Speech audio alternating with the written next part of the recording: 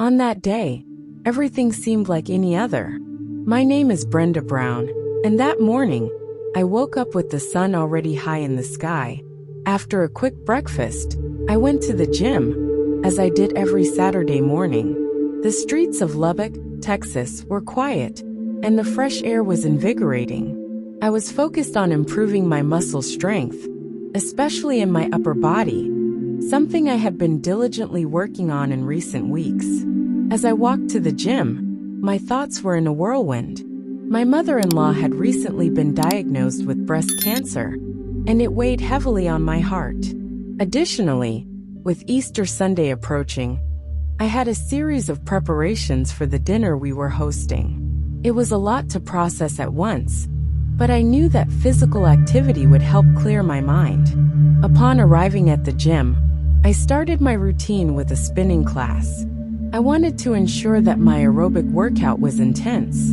The loud music and the rhythm of the pedaling helped to push my worries away for a bit. After the class, I headed to the weight area to continue my workout. I was determined to push my limits, feeling the need to prove to myself that despite the adversities, I could be strong. I was lifting weights on the bench press machine, focused on each movement. I pulled the bar with strength and felt my muscles contract. The tension increased with each repetition, and I knew I was at my limit. I decided to do one last set before ending the workout. Then, something unexpected happened. On the last repetition, I felt a sharp pain in the back of my neck. It was so intense and sudden that I saw stars. For a moment, I thought I had seriously hurt myself. I dropped the bar and tried to compose myself, but the pain did not subside. It was an overwhelming sensation that left me completely stunned. Immediately, I tried to stand up, thinking it might be temporary. But as I stood, I realized something was terribly wrong. My vision started to close in, with only small points of light remaining visible. It felt as though the world around me was collapsing, and I didn't know what to do. With difficulty, I staggered to the water fountain, hoping that a bit of water might help. As I pressed the lever, my body began to shake uncontrollably. I was having a seizure and fear gripped me. At that moment, I knew I needed urgent help. I lay down on the floor and asked a fellow gym-goer to call someone. Lying on the gym floor, struggling to control the tremors, I saw a man who regularly attended the gym approach. With difficulty, I explained to him that I needed help and asked him to call someone from the front desk. He ran off to get help, and I lay there, trying to stay calm while the intense pain in my neck continued to throb. A few minutes later, a gym employee arrived, put her arm around me, and asked what had happened. I told her about the sharp pain in my neck and how my body had started to shake. She asked if she should call an ambulance, and I immediately agreed. I knew something very serious was happening, and I needed urgent medical help. While we waited for the ambulance, the employee tried to comfort me, saying that everything would be fine. However, the pain and the fear of my condition worsening made it hard to believe that. All I could do was take deep breaths and pray that help would arrive in time. Finally, I heard the sound of the ambulance sirens approaching. The paramedics quickly entered the gym and began assessing my condition. They measured my blood pressure and found it was extremely high. Carefully, they placed me on a stretcher and took me to the ambulance. The movement, although necessary, was painful, and every bump made the pain in my neck worse. During the ride to the hospital, I felt every pothole and irregularity on the road, as if they were hammers pounding my head. The pain was almost unbearable, and I had no choice but to endure the moment. In a desperate effort to find some relief, I closed my eyes and focused on breathing, silently repeating a prayer to calm myself. Upon arriving at the hospital, I was quickly taken to the emergency room, where a medical team was already waiting. They began running a series of tests and evaluations to understand what was happening to me. I felt a deep fear of the unknown, but at the same time, there was a glimmer of hope that the doctors could help me. As I lay on the stretcher, surrounded by medical professionals, my thoughts turned to my family. My mother-in-law, my husband, my children, they all depended on me in some way. I couldn't let this situation defeat me. With each passing second, I fought to stay conscious, determined to face whatever lay ahead. There was a medical team waiting, ready to begin exams and evaluations. They placed me on a stretcher and started asking questions about what had happened. I tried to answer as best as I could, but the pain was so intense that it was hard to concentrate. Meanwhile, my thoughts turned to my family and how much they needed me. The doctors were concerned about my extremely high blood pressure and suspected possible internal bleeding. They performed a series of tests, including a CT scan to locate the problem. The wait for the results seemed like an eternity. Every second was filled with a mixture of fear and hope. I knew something very serious was happening, but I clung to the hope that the doctors could find a solution. While I was in the emergency room, my husband, Ron, arrived at the hospital. He was visibly worried, with a pale face and eyes full of concern. When he entered the room, I felt a wave of relief. Having him by my side gave me strength and comfort. He held my hand and told me everything would be all right, that I was in the best possible hands. I tried to smile, but the pain made it almost impossible. Finally, the test results came in. The doctors confirmed that I had suffered an aneurysm rupture and that there was a significant amount of blood in my head. They explained that I would need to be transferred to the Surgical Intensive Care Unit, ICU, for observation and possible interventions. The news was frightening, but at the same time, there was a sense of relief in finally knowing what was happening. During the transfer to the ICU, every movement of the stretcher was a new wave of pain. I was surrounded by a team of doctors and nurses who constantly monitored my condition. They adjusted my position on the bed to minimize the pain and gave me clear instructions about the need to stay completely still. Any movement could worsen the situation, and I knew I had to follow all the instructions to the letter. In the ICU, the doctors continued to perform tests and monitor my condition. They were trying to identify the exact location of the bleeding and determine the best course of action. During this time, my thoughts continued to oscillate between hope for recovery and fear of the unknown. I knew I was in the hands of highly skilled professionals, but the uncertainty about the future was terrifying. Despite the fear and pain, there were moments of clarity when I felt a deep sense of peace. It was as if, amid all the turmoil, there was a thread of hope to which I could cling. I knew I needed to be strong not only for myself, but also for my family. They needed me, and I was determined to fight with all my strength to overcome this situation. During the night in the ICU, while lying still, something extraordinary happened.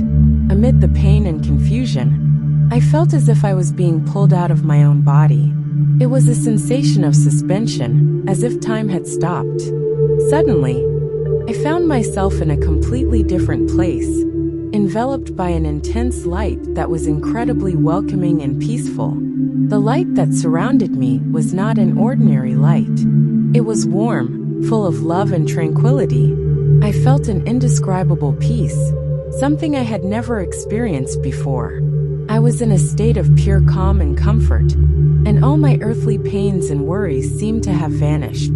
It was as if I was being held in the arms of a divine presence. While immersed in this light, I began to realize that I was no longer in my physical body. I could see my body lying on the ICU bed, surrounded by doctors and nurses who were working frantically to save me. It was a surreal vision, almost like watching a movie outside of myself. However, despite being aware of what was happening in the hospital, I did not feel fear or anguish. In this state of serenity, I felt the presence of a divine entity. There were no words exchanged, but the communication was clear and profound. It was as if this presence knew all my thoughts, feelings, and experiences. The sense of unconditional love emanating from this entity was overwhelming. I knew, without a doubt, that I was in the presence of something much greater than myself. During this mystical encounter, I felt as if I was being challenged to reflect on love and compassion. The entity seemed to ask me if I had truly loved, in the way I was being loved at that moment. My internal response was that I had not, that the love I knew on earth was limited and conditional. The entity then conveyed the message that I could do better, that I was capable of loving in a deeper and more authentic way. This revelation was transformative. I understood that true love is not about recognition or rewards, but about selfless and sincere actions. I felt a wave of compassion and a desire to return to my body to live according to these new principles. I wanted to be a better person, someone who could spread this unconditional love to everyone around me. And then, as suddenly as it had begun, the mystical experience came to an end. I felt a force pulling me back into my physical body. The light gradually faded, and the pain and reality of the ICU began to return. I opened my eyes and saw the worried faces of the doctors and nurses around me. Despite the pain and uncertainty, I felt transformed and determined to live according to the love I had experienced. I woke up in the intensive care unit, still feeling intense pain, but with a new determination. The experience I had during the surgery had changed my perspective on life. I was determined to move forward, regardless of what lay ahead. Fighting for my recovery was now a priority, and I knew I couldn't do it alone. During my stay in the hospital, my family became my greatest source of support. Ron was by my side at all times, holding my hand and giving me the strength to continue. Our children visited me whenever they could, bringing smiles and words of encouragement. Every visit, every hug, made a huge difference in my recovery. Rehabilitation was a long and challenging process. The first days after the surgery were the hardest. I had to stay completely still, and every movement seemed to aggravate the pain. However, there were also moments of clarity and peace. Moments when I remembered the mystical experience I had and the message of unconditional love I received. These moments gave me the strength to carry on. As days turned into weeks, I began to make small progress. With the help of dedicated physiotherapists, I gradually started to regain mobility. Each step, each exercise was a personal victory. There were days when I felt discouraged, but the constant presence of my family and the memory of my mystical experience kept me motivated. Physical recovery was just one part of the process. There was also an emotional and spiritual dimension that needed to be worked on. Conversations with Ron were deep and meaningful. We shared our fears, hopes, and dreams, and this strengthened our relationship even more. I also began to reflect on how I could live a fuller and more meaningful life, based on love and compassion. Returning to daily routine was a challenge. There were days when I felt frustrated for not being able to do everything I used to do. However, I learned to value the small victories and to be patient with myself. Each accomplishment, no matter how small, was a step towards full recovery. And above all, I was determined to live according to the principles of unconditional love that I had experienced. By the end of the rehabilitation process, I was not the same person who had entered that hospital. There was a new strength within me, a renewed determination to live a life full of purpose and love. The near-death experience and the recovery taught me valuable lessons about resilience, the importance of family support, and the depth of true love. I was ready to face the future with a heart full of gratitude and hope. During the recovery process, I began to reflect deeply on my experience and how it had transformed my worldview. Before the aneurysm rupture, I had distanced myself from my faith, often questioning the existence of a higher being due to the injustices and sufferings I witnessed at work.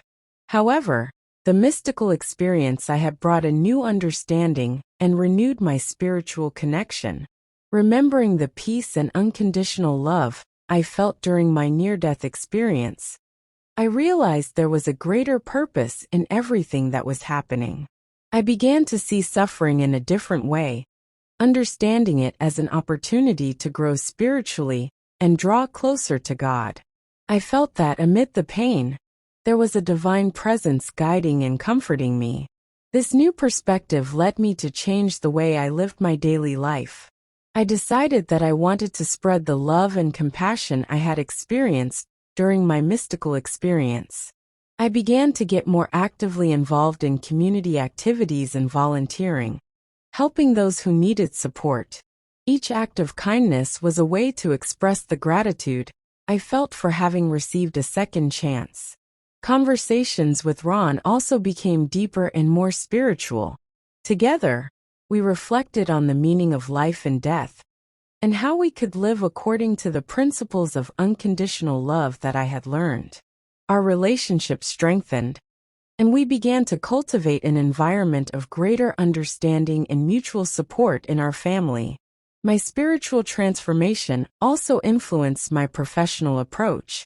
As a therapist, I started to incorporate principles of compassion and empathy into my work. I wanted to offer my patients not only psychological help, but also a sense of hope and comfort. I shared my experience with those going through difficult times, hoping they could find a bit of the peace I had found. The spiritual journey was not easy. There were moments of doubt and insecurity, times when I wondered if I was truly capable of living according to the unconditional love I had experienced. However, whenever these doubts arose, I remembered the welcoming light and the feeling of peace I felt during my mystical experience. This gave me the strength to keep going. Over time, the spiritual transformation became an intrinsic part of who I am. I learned to see the beauty in the small moments of life and to value human connections. Renewed faith brought me a sense of purpose and taught me that, regardless of the challenges we face, there is always a divine light guiding our steps. And most importantly, I learned that true love is the greatest gift we can offer and receive. As my life began to return to normal after the recovery, I realized that I was not the same Brenda Brown who had entered that hospital. The near-death experience and subsequent spiritual transformation had profoundly changed my worldview. I was determined to live a life that reflected the unconditional love and compassion I experienced during my journey. Each day became an opportunity to practice acts of kindness and selfless love. I decided that, regardless of the circumstances, I would treat everyone with the same kindness and empathy I felt during my mystical experience. This led me to be more patient, more understanding, and more willing to help others, even when no one was watching. My relationship with my family grew even stronger. Conversations with Ron became more meaningful and profound, and our children came to understand the importance of living with love and gratitude. Together, we created an environment where mutual support and respect were fundamental. This new family dynamic made us more united and resilient in the face of adversity. I also began to share my story with friends, colleagues, and patients. I believed that my experience could offer hope and inspiration to those facing difficulties. With each telling, I saw how people emotionally connected and found comfort in knowing that, regardless of challenges, there was always a divine light guiding our steps. My practice as a therapist changed significantly, incorporating the principles of unconditional love and empathy into my work allowed me to help my patients in deeper and more meaningful ways. I saw how these changes made a difference in people's lives, bringing a new sense of hope and recovery. I was determined to continue offering emotional and spiritual support to those who needed it. Living according to these new principles was not easy. There were days when I felt challenged by the demands of everyday life, and moments when doubt arose.